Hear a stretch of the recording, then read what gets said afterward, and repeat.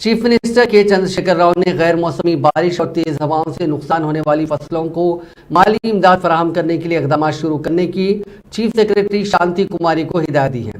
Chief minister Chandrashekhar Rao نے پرگتی بھون میں نقصان ہونے والی فصلوں کو معاوضے کی ادائیگی، پوڈو لینڈز کی تقسیم، بھیڑ بکروں کی تقسیم، غریبوں کو مکانات کی تعمیر کے لیے مالی امداد کی تقسیم اور دیگر امور پر اعلیٰ عہدیداروں کے ساتھ جائزہ اجلاس منعقد کیا۔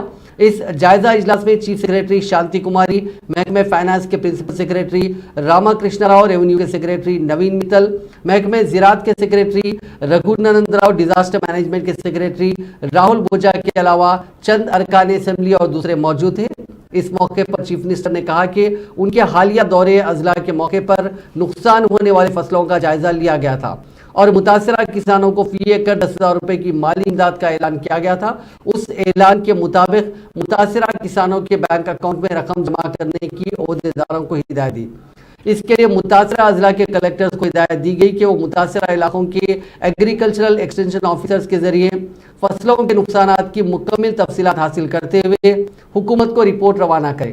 بعد ازاں متاثرہ کسانوں کو فصلوں کے نقصانات کے مطابق انہیں معاوضہ ادا کیا جائے گا۔ اس سلسلے میں فوری اقدامات کی ہدایت دی گئی ہے۔ چیف منسٹر نے غریب افراد کے لیے مکانات کی تعمیر کرنے کی مالی امداد کی اسکیم کو بھی جلد سے جلد شروع کرنے کی ہدایت دی، جس کے مطابق ذاتی زمین رکھنے والے غریب بے گھر افراد کو مکان کی تعمیر پر 3 لاکھ روپے کی مدد کی جائے گی۔